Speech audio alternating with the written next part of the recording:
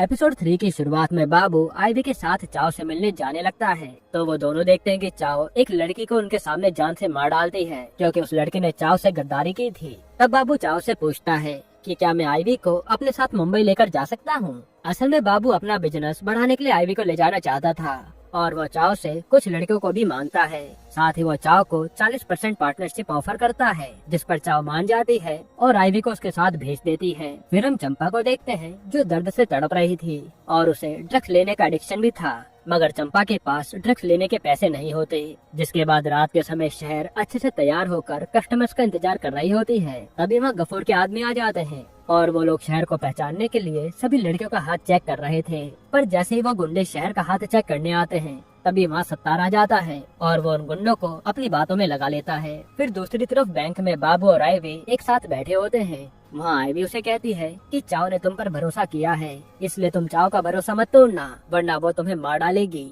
इस पे बाबू कहता है कि मैं कभी भी किसी का भरोसा नहीं तोड़ता। फिर रात के समय राजू इंस्पेक्टर श्याम से जाकर कहता है कि मुझे शहर नाम की लड़की की तलाश है, क्या आप मेरी मदद कर सकते हैं। इस पे श्याम पैसों के लालच में उसकी मदद करने के लिए मान जाता है। राजू श्याम से कहता है कि आप पूरे एरिया में रेड मारो और आपको रास्ते पे जो कोई भी लड़की मिले उसे पकड़कर मेरे पास लेकर आओ, मैं शहर को पहचान लूंगा। जिसके बाद रास्ते पर शहर एक आदमी के साथ इंटीमेट होने जा रही होती है, लेकिन तभी उधर पुलिस आ जाती है और वो शहर के साथ साथ काफी सारी लड़कियों को पकड़कर जेल में ले जाती है। अब थाने में एक एक करके उन सभी लड़कियों का हाथ चेक किया जा रहा था। दूसरी तरफ गांव में डॉक्टर्स धनंजय को बताते हैं कि आपके पिता की हालत बहुत खराब हो चुकी है और उन्हें बचाना काफी मुश्किल है। ये सुनकर धनंजय काफी दुखी हो जाता है और डॉक्टर को कहता है कि आप मेरे पिता को मेरे घर ले आइए, मैं यहीं पर उनकी सेवा करूंगा। फिर हम चंपा को देखते हैं। चंपा को पैसों की काफी जरूरत थी, इसी वजह से वो भागते हुए हबीबा बाई के पास आती है। वहाँ चंपा उन्हें कहती है कि मेरे पास एक बहुत ही अच्छी लड़की है, मैं 30,000 रूपए के बदले शहर को आपके हवाले कर दूंगी। इस पे हबीबा बाई उसकी बात मान जाती है। यहाँ जब थाने में ऑफिसर सभी लड़कियों का हाथ चेक कर रहे थे, तभी शहर ऑफिसर से बचने के लिए वहाँ से भागती है और उसे देखकर राजू और गफूर भी उसका पीछा करते हैं।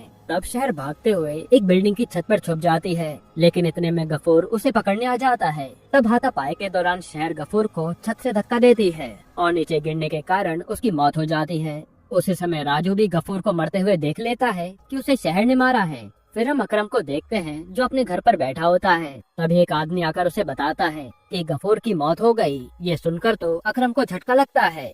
वो जल्दी से गफूर की बॉडी के पास आता है और वहाँ अकरम को लग रहा था कि बाबू ने उसे हराने के लिए गफूर को मारा है। यहाँ शहर भागते हुए चंपा के पास आती है और उसे सारी बात बता देती है, जो सुनकर चंपा भी हैरान थी। इसके बाद हम राजू को देखते हैं। श्याम राजू से जाकर पूछता है कि आखिर गफूर को किसने मारा है। तब राजू उसे सारी बात बता देता है। इन सब के पीछे शहर का हाथ है। श्याम भी राजू से कहता है कि अकरम को लग रहा है कि ये सब बाबू ने किया है, इसलिए तुम लोग थोड़ा बचकर रहना। अब अकरम और कादिर गफूर की माँ से मिलने जाते हैं और हमें पता चलता है कि कादिर की बहन का लड़का ही गफूर था, जिस बात से कादिर और अकरम बहुत दुखी थे कि आखिर गफूर को किसने मारा है। दूसरी तरफ श्याम और राजू गफूर की मौत पर आपस में बात कर रहे होते हैं, तो राजू कहता है कि कुछ दिनों बाद बाबू भाई आने वाले हैं और वो खुद ही इस मामले को संभाल लेंगे। फिर अगले दिन चंपा शहर को हबीबा बाई से मिलाने ले जाती है। तब शहर भी हबीबा बाई के सामने काम करने के लिए तैयार हो जाती है और शहर के बदले में हबीबा बाई चंपा को 30,000 रूपए दे देती है। इसके बाद जब बाबू मुंबई आता है तो राजू से कहता है कि तुम लोगों की वजह से अकरम मेरे पीछे पड़ गया है, अगर मुझे कुछ भी हुआ तो मैं तुम लोगों को छोड़ूंगा नहीं। फिर घर पर अकरम कादिर से आकर कहता है कि गफूर को बाबू ने मरवाया है और मैं बाबू को कभी माफ नहीं करूंगा। इसमें कादिर उसे समझाता है कि ये समय बदला लेने का नहीं है, हमें कुछ दिनों तक इंतजार करना होगा।